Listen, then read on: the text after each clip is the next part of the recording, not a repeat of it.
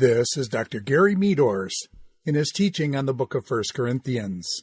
This is lecture number 28, 1 Corinthians 12 through 14, Paul's response to the questions concerning spiritual gifts.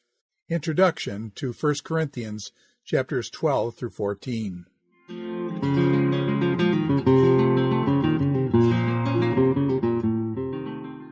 Well, welcome to our lecture that begins chapters 12 to 14, the next major unit in the book of 1 Corinthians.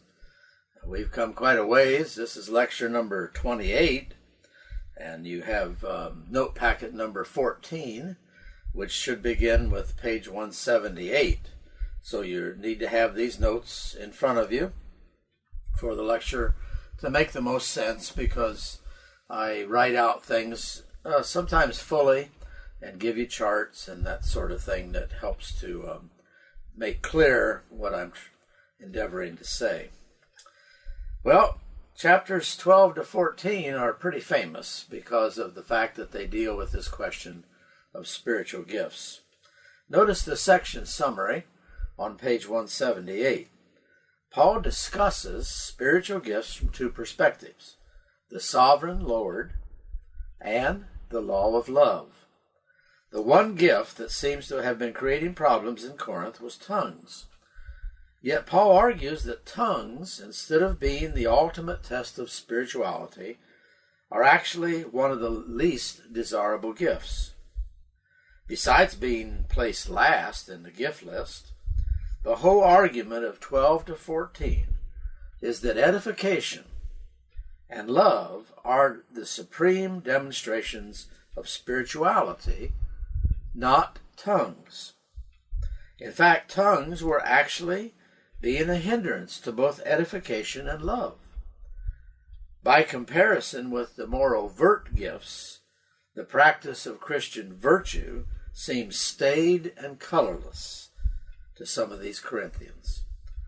Paul's discussion of the subject is epoch-making. He begins by showing that it is the lordship of Christ that is what is important, as Leon Morris has observed. So we're going to move through these chapters. Chapter 12 raises the issue of gifts. Chapter 13 is the great chapter on love that everyone knows about. And chapter 14 deals with the regulation of these gifts.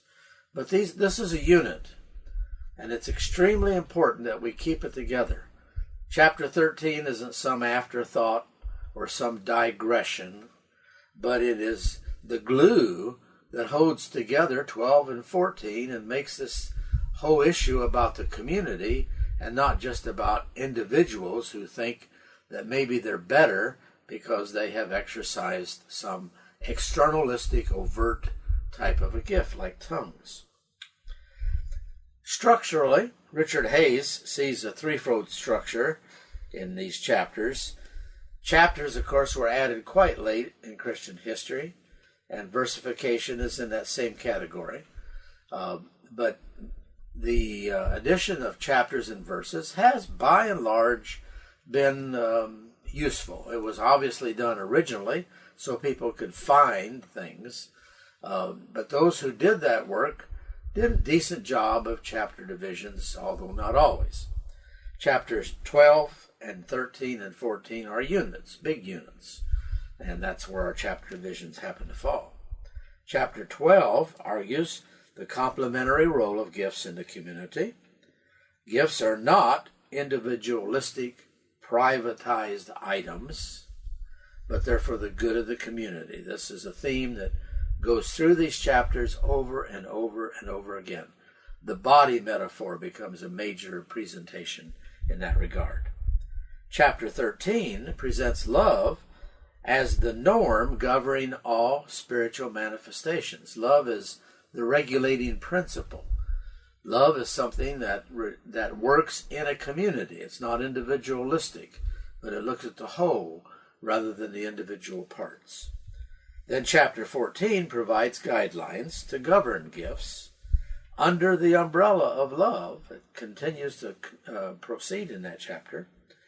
Especially tongues is governed. That now emerges as the presenting problem. We're not told a lot about the nature of that problem, as we've been given hints in other places. We could assume that those who had status perhaps practiced tongues to enhance their status. That would be an assumption, but it would be a reasonable one in light of what we've seen about the Corinthian community so far. Some other structural observations you'll notice on page 178. I've tried to, it looks jumbled, but I've tried to show you a chiasm here. In 12:1-3, we have the statement that Jesus is Lord. That's often overlooked, but it is setting the programmatic pace of what's going on in chapters 12-14. Jesus is Lord. And you'll notice that 14:37-40 that ends this whole unit, we have teaching is Lord. To use an analogy in the pun, Jesus is Lord, teaching, because it's communication that Paul is after. It's for people being educated, not just observing somebody who's doing something they don't even understand. All right, in the middle of those two brackets, Jesus is Lord, teaching is Lord, we have 12:4-30, where unity and diversity is applied. 12:31-13:30, where we have the primacy of love, and that becomes the middle, because Lord, Lord on the boundaries. 12:4-30, unity and diversity. 14 is order. How do you order and maintain unity in the gifts? And the hinge of this whole thing is the question of love in chapter 13. I think this is a legitimate presentation of a chiasm, and chiasm shows structure and shows how things hang together. So it shows us the primacy of chapter 13. It's not just an afterthought or some cute little devotional stuck in the middle of all this, but it is the managing principle of dealing with the expression of public worship. All right, so those some minor structural things. Most of it's relatively clear, and we do start at the bottom of page 178. 1 Corinthians 12-14 is now flagged with peride, that Greek phrase that we've seen over and over again, often translated literally as now concerning. And so Paul starts in chapter 12, now concerning the gifts of the Spirit.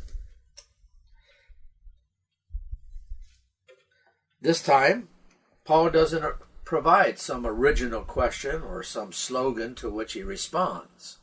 The problem becomes obvious, but this time it's not so much a response to the question as it is a response to the issues overall of the expression of gifts. We might say right here at the beginning, before we get too far into this, that these were active gifts, and they were legitimate ways of doing worship. Paul never says that they were not, but he regulates them. And I'll mention again later, it is actually very interesting to me that the only time that we have this stated in the New Testament and dealt with is here. The pastorals and the book of Ephesians, which are two major church books about order and function, never mention it at all. And that's fascinating to me, because they probably come after these issues in 1 Corinthians. And as a result of that, you would expect there to be some reflection. Maybe Corinth was the only place that did public worship exactly like this. We don't know. But it is an observation that it doesn't come up elsewhere, particularly in pastoral type writings. All epistles are pastoral, but in the pastoral epistles, 1 Timothy, 2 Timothy, and Titus, and in the book of Ephesians, which has some major pastoral aspects, particularly in the last half, it's not there. That's fascinating to me. All right, spiritual gifts and the sovereign Lord, chapter 12. We begin our analysis with some general observation about spiritual gifts in the New Testament. Let's look at it in general as we start before we get into the specifics of the verses. We might ask ourselves on page 179, what is a gift?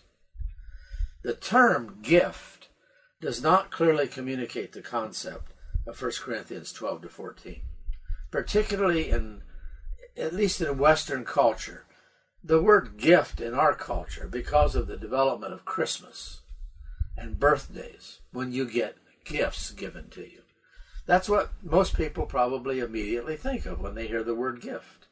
They think about something that's given to them in that regard. And while gifts are an endowment from God in some way, they are not like Christmas gifts. So we've got to be very, very careful with what we image up in our minds from our own settings and culture about the word gift itself. In fact, the word gift is never in this chapter. It is a supplied term, logically, for other terms that are referring to the spiritual charismas. But the word for gift, a common word in the New Testament, doron, never occurs. And so we have to be very careful with how this is imaged to us. Two Greek terms are prominent in these chapters. The word pneumatikos. Pneumatikos is an adjective. It's built off of the term pneuma. You probably know, you've heard of pneuma. That's the word for spirit. It also covers wind and breath and those things. And it covers the human spirit, the Holy Spirit. The word pneuma is used of the Holy Spirit. But if you put it into an adjective form, pneumatikos, then it modifies something like a spiritual body. We'll see in 1 Corinthians 15. The talk about Moses and the wandering in the wilderness, that's spiritual food. And so spiritual charisma. The word charisma gets translated as the gifts. And that's the second word. Charisma comes from the word charis, which means grace. This is a noun, but it is the term that has to do with grace and giftings. You can't get away from the word gift, even though I don't like the word. You can't get away from it. The term pneumatikos, as I've said, is an adjective which means spiritual. It may refer to persons. There are only four passages out of not quite 30 uses of this term in the New Testament. This is a good term for you to do a word study on. You'll discover that it's dominantly a Pauline term. It's a term that's dominantly in the book of 1 Corinthians and not too many other places. The term spiritual is never used in relation to Jesus. But if you were going to do a study on what does it mean to be spiritual, you'd obviously want to talk about Jesus. So a term doesn't cover the field. It's one aspect, and for whatever reason, it becomes very important in the book of 1 Corinthians. Only 4 places. Those 4 places, by the way, are cited in the Bauer, Arndt, Gingrich, Danker lexicon on the Greek Bible. And so that's a very important reference to validate that these 4 places are viewed as referring to spiritual people. There are some debates interpretive-wise on this, but at least that's one good source, and here they are. It may refer to a person. It may refer to a thing, such as the resurrection body in 1 Corinthians 15 that we'll see, or to a domain of the Spirit, like these so-called gifts. In 1 Corinthians 12 to 14, the term gift is supplied with pneumatikos, spirituals. That would be the spirituals. But that doesn't make sense, so you've got to supply something. Well, somebody in the English translations decide to supply the word gift rather than to create a new term like spiritual graces, or the word manifestations would be better, as we'll see in the defining verse in this chapter. Chapter 12:1, literally, now about the spirituals. But since this term can be masculine or it can be neuter, it could be spiritual things, or the word gifts been supplied. Like I said, this word manifestations would be a good word. Or it could be spiritual persons, those who are gifted in certain ways. It could be masculine in light of 12:2 and 3, which addresses people. So there's everywhere we go. And if you were reading these more elaborate commentaries, the real commentaries, you see that almost every phrase, every word is disputed. Not that it's disputable, but that it needs explanation. And when you have an array of qualified scholars at the highest levels, you're going to find some various perspectives on how to describe things. All right, the term charisma. This is a neuter noun. Remember, you may not know this if you haven't studied the Greek at all, but Greek is like Latin. It's a gender language. You've got masculine, feminine, and neuter. Gender has absolutely nothing to do with what the word represents. Like the word for sin is a feminine word. Well, that doesn't mean only women sin.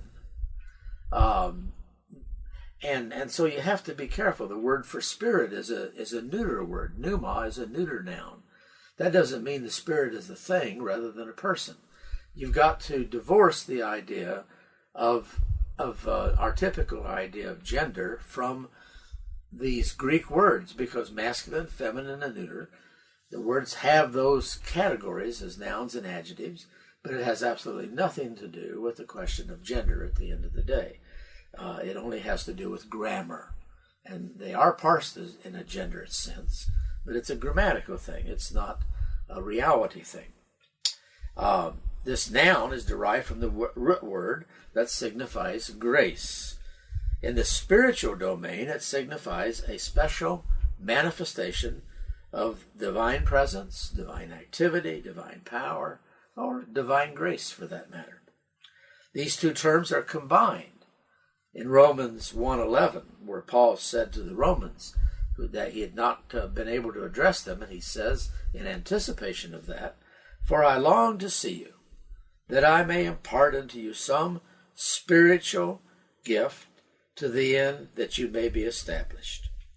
And so here, that I may impart to you a pneumatikon charisma, spiritual charisma. Spiritual modifies the noun charisma, and it's translated spiritual gift, even though it's actually in the plural.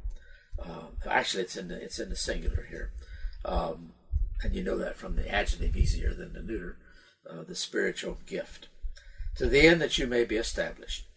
With the adjective noun, literally spiritual charisma, and so there you have it. You have to deal with translation.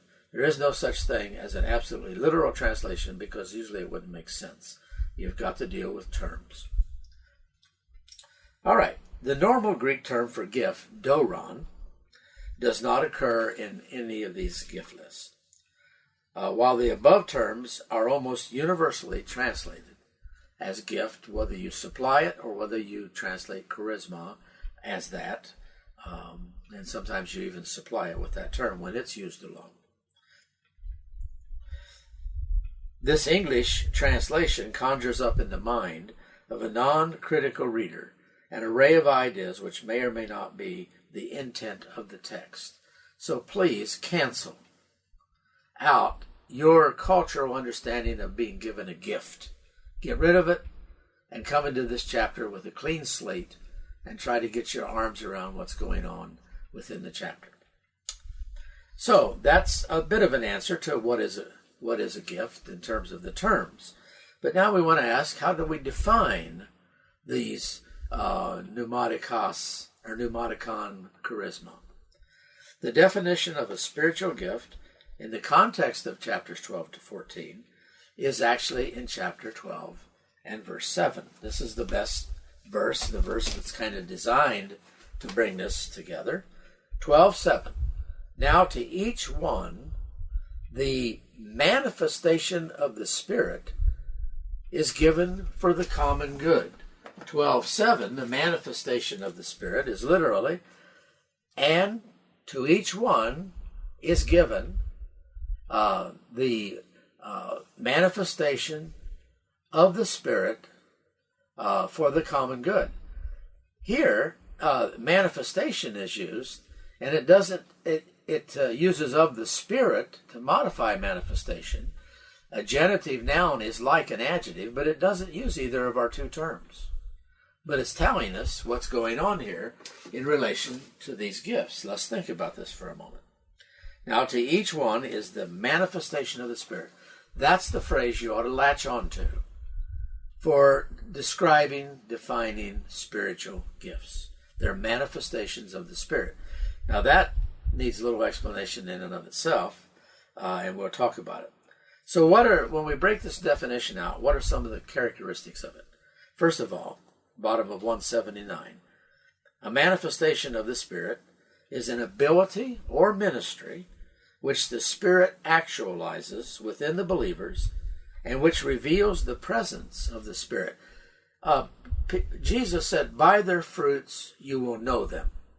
Well, by the activities in a congregation you will know if the Spirit is active, because the activities in the congregation reflect what the Bible teaches the Spirit will enhance. Love, joy, peace, like the fruit of the Spirit, that sort of a thing. You're not trying to find the Spirit as a person. You're trying to find the manifestations that the Spirit would generate. The works of the flesh, for example, if you go in a congregation and you find those kinds of things, you know that's not of the Spirit. That's of the flesh. That's of the carnal nature. But if you see the characteristics of the Spirit, the things the Spirit generates, that's evidence. By their fruits you shall know them. You look at a tree to know what the tree is. You look at people to know who they are. This is, in a sense, when we talk about these manifestations of the Spirit, and we talk about the Spirit in relation to congregations, in relation to people, we're using what's known as religious language. It's a description. Let's think a little more about that in a moment. All right? Now, you'll notice I've said here that Ciampa, if I'm pronouncing his name correctly, never met him, calls this a subjective genitive. They're the manifestations that the Spirit produces. If you're not a Greek student, the genitive case in Greek is a very productive case for what we call interpretation. Much of Greek is just grammar, but the genitive has a special way of being used where it becomes very interpretive. And in the genitive case is what's known as subjective and objective genitive. Certain grammatical constructs call for this. A subjective genitive means that the genitive produces the action. An objective genitive means that the genitive receives the action. So if you know what the genitive is, you ask, does it produce it or does it receive it? And here he's saying that it produces it, that the Spirit produces the gifts. Now keep that in mind as we go along here. Second bullet. The question is the genitive pneumatikos to be taken here as objective? That is, that the gift manifests the Spirit to others in the community. That is, that the Spirit receives, as it were, our ethical behavior, and therefore, when people look at us as the tree, they see the fruit. Okay? Or is it subjective, that is, what the Spirit produces in the community? Now, typically, I think everybody assumes that it's subjective, the Spirit produces, because our sometimes uncritical view of spirituality means that nothing happens if the Spirit doesn't prompt or come into our cranium and speak and those kinds of things. We have a very mystical view of spirituality in that regard, and that needs to be questioned, actually. How does spirituality happen, and what is it? We know God's involved. I mean, that's an assertion that's clear. But how is the question? How are we spiritual? How does the Spirit generate these things? How does our obedience to a list, like the fruit of the Spirit, and our avoidance of a list, like the works of the flesh, make us either spiritual or carnal? You see, that religious language is extremely difficult to get our arms around. Now, either sense would suit the context. You could go subjective or objective. Spirit produces, Spirit receives, in the sense of what we do reflects the Spirit and therefore is spiritual. It could go either way. And you'll find scholars, as you read books, that will go one way or the other. See, that's interpretive. It's not that the Greek is telling us. The Greek gives us the occasion to make a decision. And I should say right here that knowing Greek doesn't solve all the interpretive and theological questions on the planet. Knowing Greek just aggravates the solution of those problems. Language is not in and of itself the magic wand that solves everything. Neither Hebrew nor Greek. It helps you to be more specific as you pursue a solution. But it doesn't necessarily, in and of itself, solve the problem. It is an interpretive issue. It is a contextual issue. And human beings are going to bring some baggage to that. Therefore, we have different answers. Number 3, the genitive, quote, as much more probably objective, the operation which manifests the Spirit in public. Thus, the animating power and purpose is one, even if phenomena in the public domain take diverse forms. Thistleton. Thistleton translates the verse as, to each one is given the public manifestation of the Spirit for common advantage. The next bullet, the nature of spiritual language that I've been talking about, has to be considered. When under the umbrella of the church, in which the Spirit we assume is empowering, every activity that enhances the community for spiritual purposes is credited to the Spirit in religious language, even though at times the talent or the gift or the endowment that a human being has may well be the product of a human being's journey in life, could be the manifestation. It's natural, but because it's under the umbrella, it's spiritual.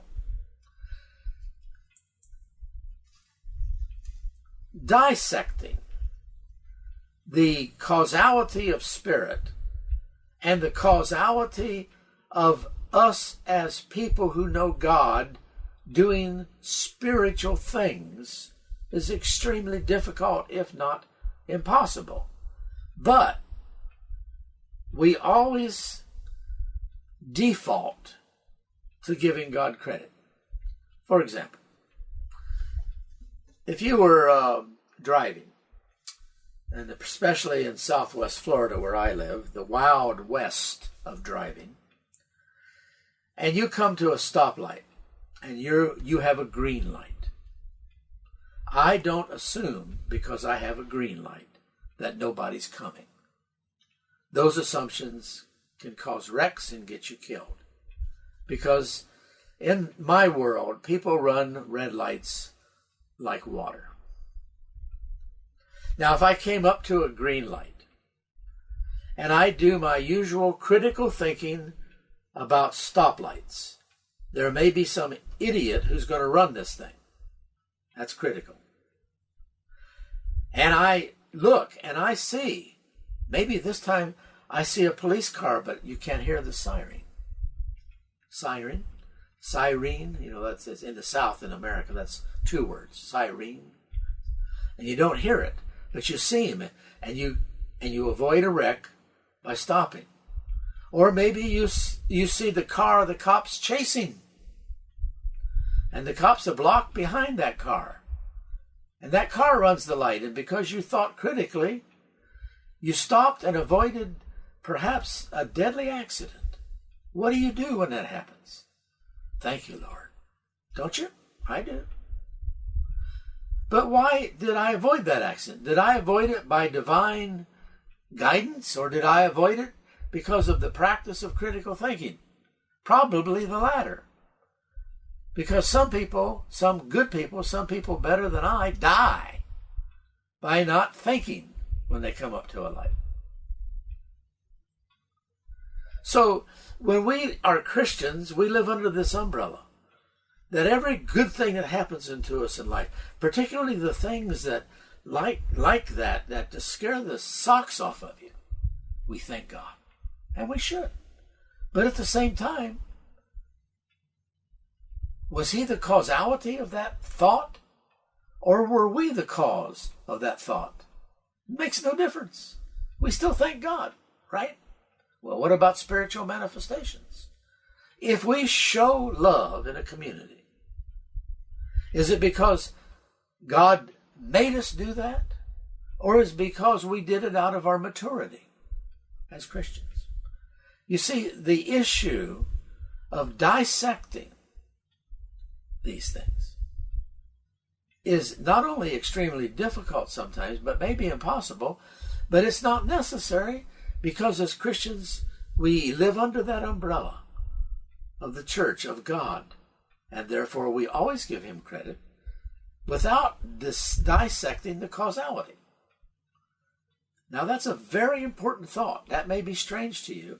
It may be new to you, but it is an extremely important thought. The nature of spiritual language.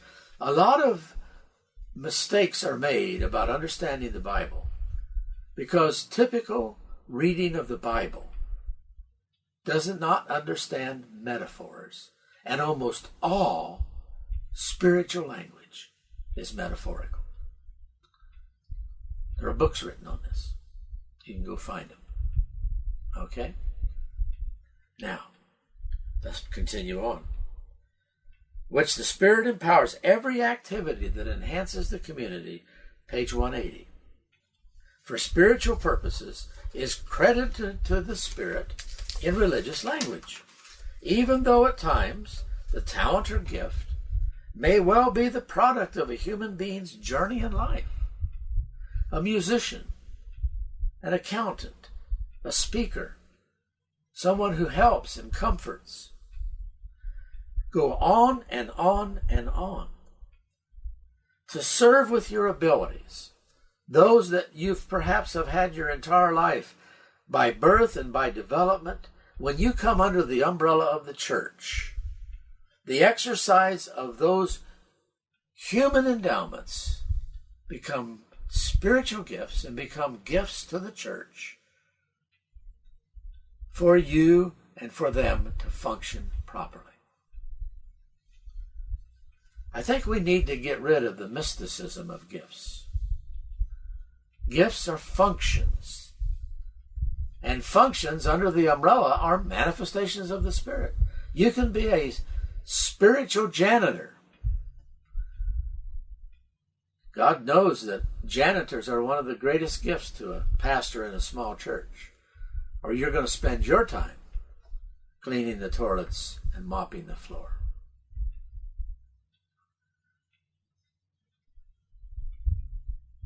Spiritual purposes is credited to the Spirit in religious language, even though at times the talent or gift may well be the product of a human being's journey in life. To serve with your abilities under the church umbrella is to exercise your giftedness as a person for spiritual purposes and spiritual formation. Now, we need to talk about some other issues to bring all this together. But I just want to emphasize that you need to think very deeply about these things we've just talked about. Gifted persons in a church percolate to the surface. That's a metaphor, percolate. You may not even understand what that means because you have never seen a percolator. In my early years, a percolator was a coffee pot where the water percolated through the grounds and in a cyclical manner and made coffee. And there were percolators you set on a stove, percolators you plug in. That was an advance. And these days, you have espresso machines instead of percolators. So that's a metaphor. This idea that gifted persons percolate, they surface in the midst of ministry. Notice how I've emphasized, in the midst of ministry. I'm dry today. Excuse me.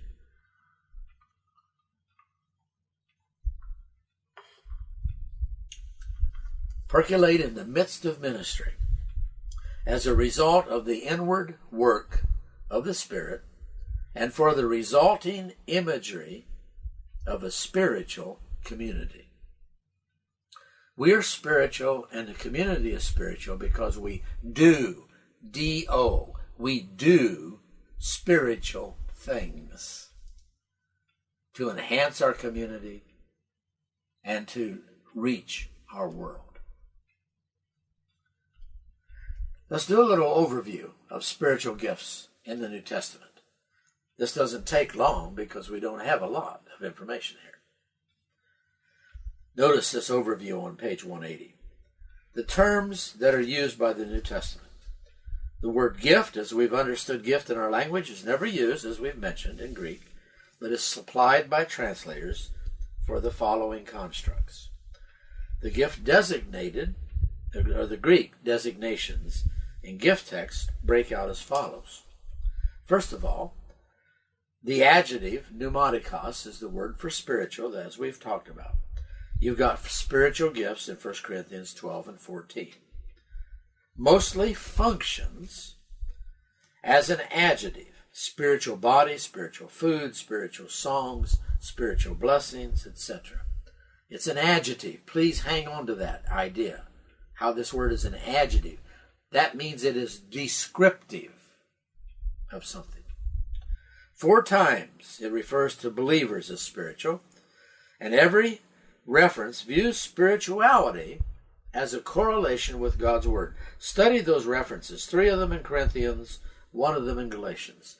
Every one of those contexts sets up the spiritual person as one who's obeying God and relating to biblical truth. So the word pneumatikos. Now the word charisma.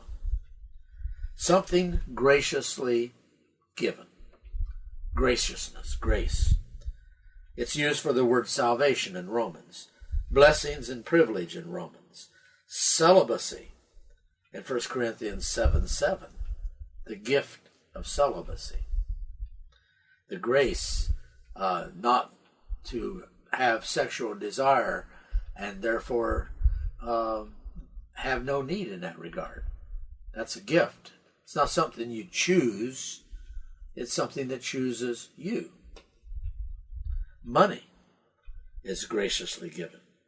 Spiritual gifts in Romans and Corinthians, and it's mentioned in some of these other texts as well. The terms only occur together in Romans 1:11. That's the only place. In light of the above, so-called spiritual gifts are believers who demonstrate, quote, graciously energized functions within the body that characterize the Spirit's management of spiritual church activities for the benefits of the body. Now that's a mouthful. I try to tie everything I do to sources, so you have authority beyond me. This happens to be my construct sentence here, but I think it's a good one. Graciously energized functions within the body that characterize the Spirit's management of spiritual church activities for the benefit of the body. All right? So that takes that definition a little deeper. Now let's talk about the list of gifts. Here again, there's not a lot. We have 4 lists of gifts in the New Testament. And we have some references that are to the non-list, and I'll mention those too. I should mention to you here that the issue of list in the New Testament is pretty common. It may be more common than you think because you read over them. But the New Testament is not alone. Plato, Socrates,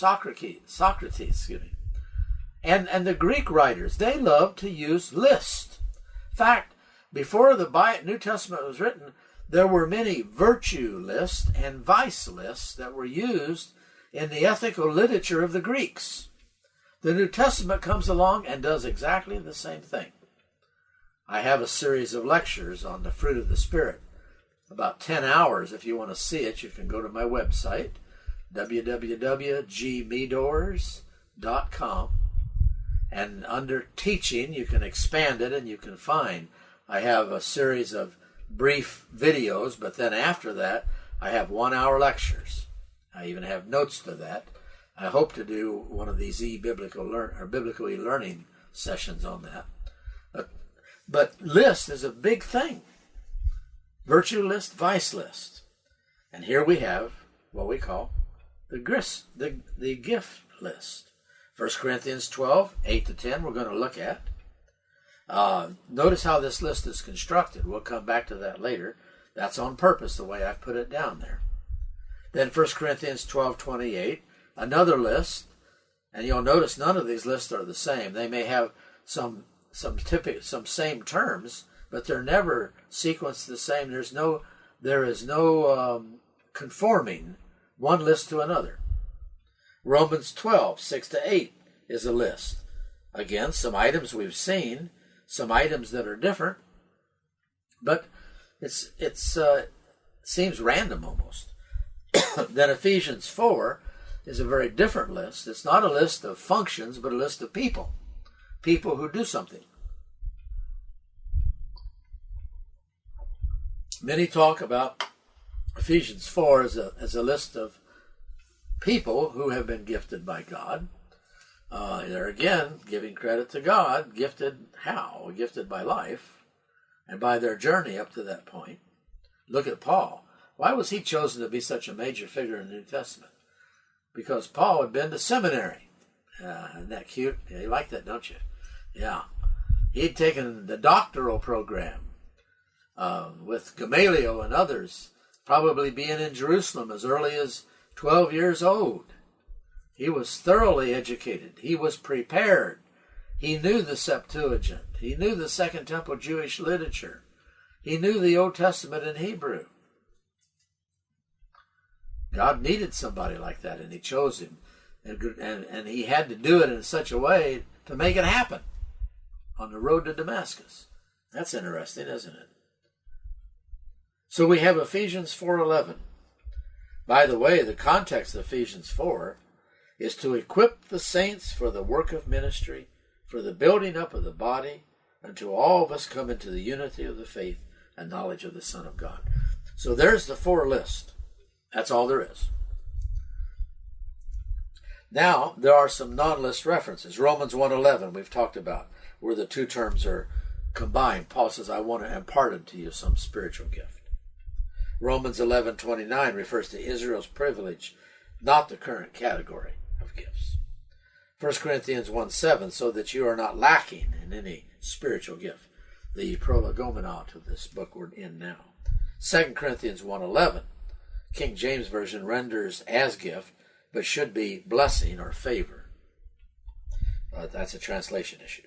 1 Timothy 4:14, do not neglect the gift that is in you. And that Paul talks about to his protege Timothy. 2 Timothy 1:6, rekindle the gift that is within you. The pastorals are quite interesting because they're so personal, and Timothy's own struggles kind of come to the surface. 1 Peter 4:10, like good stewards, serve one another with whatever gift each of you has received. Lots of discussion about these, but no other list. It's assumed that people function, and you can just use this nomenclature to refer. Function, do your job, is the point. Now, because Ephesians 4 is a little bit special, I want to talk a little more about it on page 182. Ephesians 4:1 begins the application of the ethical section of the epistle. Have you ever noticed most of Paul's epistles are half theology and half ethics? We've called it doctrine and practice. We've called it a lot of things. But religiously, every one of Paul's epistles is half and half. If you got 4 chapters, 1 and 2 will be the theological foundations. 3 and 4 will be the application of those, the practice. If there are 6 chapters, it'll be 3 and 3. Ephesians 4 begins the last half of the 6 chapters of Ephesians, and guess what? It begins by the application of what you do now that you've learned these things. This is fascinating. I have a paradigm where I try to say that this is Paul's motto. Faith is theology, love is ethics, hope is eschatology. I think Paul's epistles are like this because faith, love, and hope is integrated through the whole thing. Can't deal with that here. May have to deal with that another time in another place. So Ephesians 4:1 begins the application or the ethical section. Ephesians 4:1-16 is a call to maintain the unity of the Spirit in the bond of peace. What is that? 1-6 is the grounds of unity, is the Trinity, is the model for unity. 7-16 asserts that God's gifting of individuals, people, officers to equip the church for its work in the world is the means to achieve unity. At the end of the day, the answer to how do you achieve unity, the answer is education. You got pastors, teachers, and they educate the community so that the community can do the work of the ministry. Christianity is one of the most mind-oriented religions on the planet. And yet we've turned it into an emotional-oriented religion. People will skip the mind so they can do the activity. Well, if you do that, you have gutted the ability and the depth of what you do. You cannot bifurcate the mind and the activity. They're together. That's the biblical presentation of it. The gifting of individuals to equip the church. That's how you achieve unity. We are all gifted to fulfill a task in the church by our connection to Christ. 4:7. Paul validates gifting by an analogical proof text in the use of Psalm 68, and it has a Christological twist. You'll have to go see that. The ascending and descending that it refers to Christ's incarnation and ascension. Ephesians 4:11-16 focuses on a group of gifted persons who are responsible to equip believers to do the work of ministry. The church is not an evangelistic hall. It is an equipping center. You come in, you get equipped, you go out and do evangelistic work, and then you bring those people in so they can get equipped to go out and do that work. In the cultural development of America and the American church, a large segment of it turned the church into an evangelistic hall. They achieved a great purpose in bringing people to Christ, but when they brought them to Christ, they didn't do anything with them. Some tried, but perhaps the mess that we are in now in the American church is the result of that lack of educational purpose in the church. I've been in a lot of mega churches in my life. And I have found it absolutely amazing in mega churches that they have no educational plan. They have hit and miss Sunday schools. They have Sunday schools that are geared to meeting felt needs rather than educating the congregation, if they have Sunday school at all. What happened to us? Where did the educational mission go? Have you ever noticed that in large churches that have the resources to hire workers, you've got senior pastors, you've got administrative pastors, you've got youth pastors, you've got senior pastors, you've got married couple pastors, da-da, da-da, da-da, for some of my former students. Where's the scholar pastor? Where's the educational pastor? Where's the person who is not just gifted, but trained to teach, who can educate the senior pastor, who probably wasn't adequately educated himself? Very few churches have that category because we've lost the educational mission. So it's a group of gifted persons who are responsible to equip believers to do the work of ministry. And that equipping begins at Romans 12:1-2.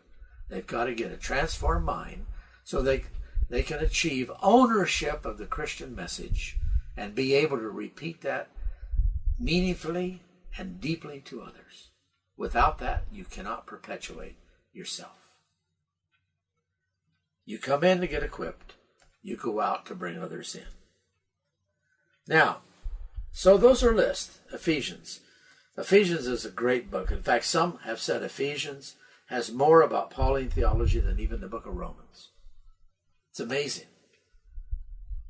If you want to study Ephesians sometime, I'll recommend to you a commentary by Harold Hoehner, Hoehner, Harold Hoehner. Harold was a professor at Dallas Theological Seminary for 50-some years, I think. He's deceased now. He was a fine, fine man. I knew him, and he was loved by everybody who knew him. He was a respectful person. He was a good scholar. And he wrote a magisterial volume on Ephesians. Not very many questions are left unanswered in that book. I think it's published by Baker. Harold Hoehner on Ephesians. You get that, and you'll be have something that can well equip you to work in the book of Ephesians. And furthermore, it's readable. Some commentaries are not readable because they're only for reference, just reference. Now, Hoehner is certainly for reference, but is also readable enough that you can move through it. And there are others. A philosophy of the list. Now, when you think about list and these individual lists, how do you think about them? Well, first of all, you need to think these thoughts. Here you go. Any given list is seldom complete. So don't ride the horse of one list as if that's the end of your life. It isn't. No list is complete in and of itself. Furthermore, any given list design is, I think we dropped the S there on any given list is designed to serve a purpose within its own context. Every list, in some sense, is contextually conditioned. Man, there are some great lists. The fruit of the Spirit's a great list. 2 Timothy chapter 1 and verses 5 to 7 has one of the lists I love. And both of those chapters deal with the issue of love. And they both put love at the end. Actually, the fruit is first. And so, what in Galatians? So, massive design in these lists. Some of them seem haphazard to you. And maybe you can't explain the design. And then you get some that are so designed, they knock your socks off. Consequently, all lists of the same subject have to be compared. So if you want to know what the gifts are, you have to look at all those lists. And also those ones where you didn't have the list, but you had the reference. But notice this, bullet number 4.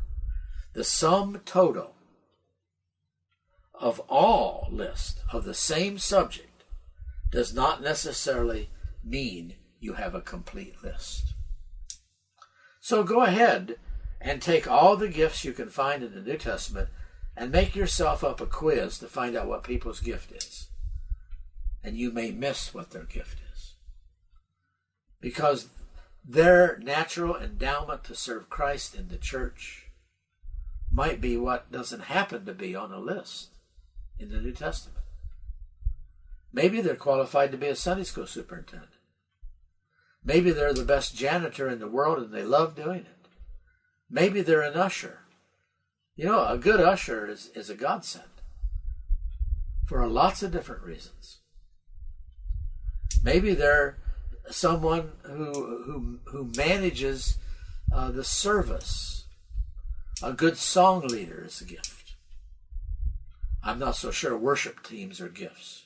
Sorry, I'm just being a little sarcastic. A good leader of a service is a gift. So, as culture changes, the needs of the congregation change. So the gifts are forever expanding into categories of need in the community. Giftedness does not have to be proved by finding the reference in the New Testament. But it's by owning the fact of a person functioning to enhance how the church works. A lot of churches in American culture have had what we call visitation programs. That's died off. Some of the reasons are because of the culture and access to people. And like in Hong Kong, you can't go visiting because it's illegal to do that in the high rises. So at least what I've been told. And so you've got methods adjust to where you are. But there are some people that are gifted in visiting people who have visited your church. And they can go in and not be offensive and be happy and make those people want to come. I like to use the analogy. You can lead a horse to water, but you cannot make them drink. However, your job, by analogy, is to make them thirsty. If they get thirsty enough, they'll drink. Some people are gifted at making sinners thirsty to seek God. I've seen this. I'm not gifted that way. But I have had friends, and I've even worked in ministries where my bosses were so gifted about that. It would blow your mind. They just were that way. So this thing of endowment and gift and functioning under the church, is these manifestations are what the Spirit wants happening, but oftentimes the Spirit takes us for who we are and uses us in that regard. So the sum total of all this isn't the end of the day. Furthermore, what would you add to a list of spiritual gifts for your church in your own cultural context? That would be a great discussion. What would you add? If you're a startup church and you've got this one or two persons that you can count on to be sure that school auditorium has been reorganized for your morning service, and you don't have to worry about that. That's a godsend. That's a gift. That somebody is responsible enough and talented enough to make that happen. Sound is a gift. But what is it? It's a function. It's a skill set that some people have and others don't. PowerPoint. There you go. Technology. These are things that in our current churches are so important. Musicians. Wow. Talk about giftedness. A good musician is worth their weight in gold. And so a philosophy of list in the Bible, you've got to engage this. And you've got to let go probably of some stereotypes that have misled you about the nature of gifts. Now, observations in light of this data that we've been working through. Page 182 at the bottom. Notice, first of all, gifts are functions to fulfill and enhance the activities of the church. The functions are under the umbrella of church, and the church is orchestrated by the Spirit. Consequently, they are imaged in relation to the work of the Spirit. You don't have to dissect, and you shouldn't get too uptight to demand that it was the Holy Spirit and not just the natural order of things under the umbrella. Be careful about that. 2a. Some gifts are miraculous and therefore a direct endowment from God. Some gifts are ordinary functions of persons who emerge as, for example, gifted to encourage others. A gift of encouragement. I have the gift of critic. I guess that's part of being a teacher. I've never been too good at encouragement. I was paid to grade your papers and show you how you can do better. I wasn't hired to give you a reward for us doing a C-level work. I'll spank you for that, okay? In this regard, the skills and character of a person before becoming a Christian may also serve God and the community in this new spiritual context and thereby be called a spiritual gift. 3a. Deciding the role of the miraculous kinds of gifts in the current church is highly debated. We'll talk more about this, and I have an entire lecture at the end of our text lecture on this question. There is a book, it's old now, it probably needs to be redone, Our Miraculous Gifts for Today by Wayne Grudem, the editor, and there's 4 views, I believe, in that book, and that helps you to start this discussion but the book is anything but complete now because of its datedness. Number 4, all lists are contextually conditioned, and therefore no one list or even the total of lists is necessarily complete. Consequently, the church continues to expand what constitutes a gift on the basis of changed cultural conditions and the needs of the body.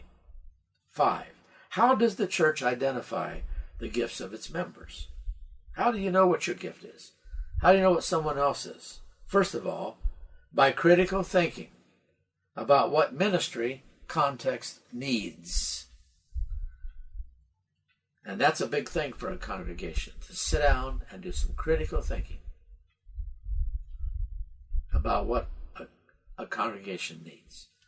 I know of a church plant right now, and it wasn't working, and they had to let their pastor go. Had some gifts, but not the gifts they needed. And now they're reframing themselves. I have a friend who is gifted at helping churches think through who they are and how they should posture themselves for ministry. And this friend of mine is highly skilled, author of many books, and does this for free. All you got to do is pay his plane fare and put him up, and he'll take care of it. What a help. What a gift. But I can't get this church to do it. They think they know what they need. They think they know. Don't ever be deceived into thinking that you know without help. That's why God gave us a community. And their community, as a combined community, can't rise any higher than they are. They need somebody to help them see things, to help them find what they need, really, find what their talents are, and that they need to be enhanced in certain areas, and that they're adequate in other areas. You don't do that yourself. You need help. Everyone needs help, no matter who you are. Critical thinking doesn't happen naturally. It takes someone who is skilled to make it happen. Secondly, by observation of how members function as they worship and work within the body. Just look around you. Get busy in the congregation and then see what happens. See who slides into a slot of need and makes it happen. Be alert in your critical thinking. You do not declare your gift. The body affirms your gift. You can say, I think I have the gift, but it's not you who decides that you do. If you say, I think I have the gift, your next step is to say to that congregation, do you think I have the gift? I've known people who just were dying to teach Sunday school. They believed they were a gifted teacher, and they took a class of 40 down to 10 in a matter of 1 quarter. Well, they weren't a gifted teacher. They had to be rearranged. They had to be helped to critically see that that was not their gift. Thirdly, by recognizing God-ordained leadership. Ephesians 4:11. There is a need for leadership. We are not all pastors. I've seen church signs that say, ministers, the congregation. No, that's not right. Not everybody in that congregation is gifted to do what needs to be done under the rubric of official ministry. Now, everybody ministers to people, but that is leveling that word below the waterline.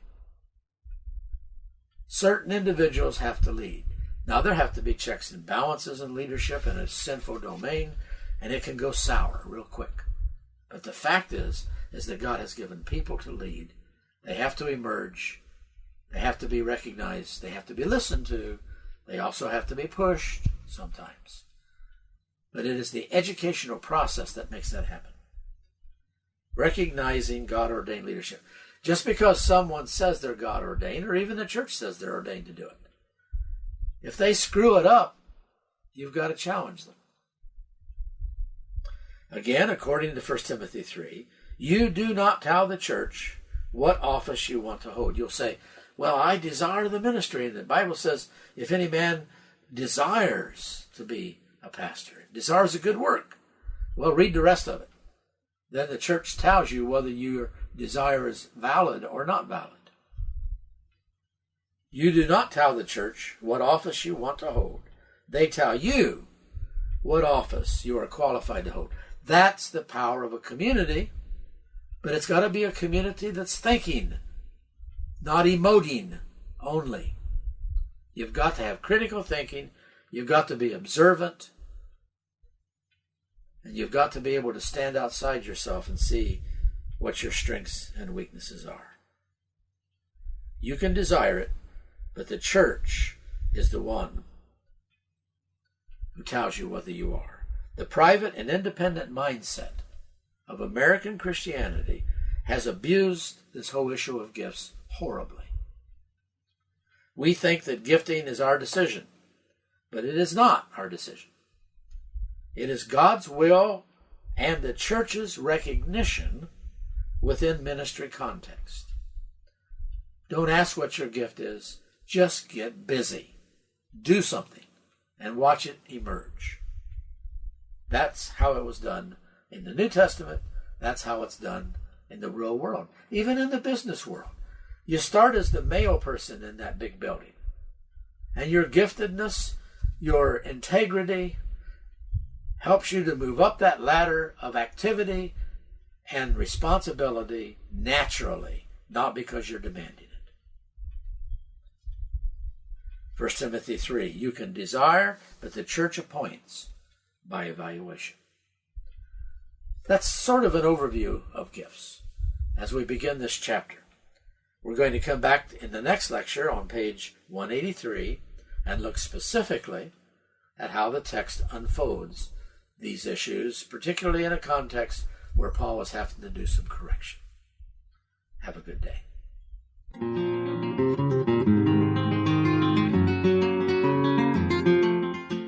This is Dr. Gary Meadors in his teaching on the book of 1 Corinthians. This is lecture number 28, 1 Corinthians 12 through 14, Paul's response to the questions concerning spiritual gifts. Introduction to 1 Corinthians chapters 12 through 14.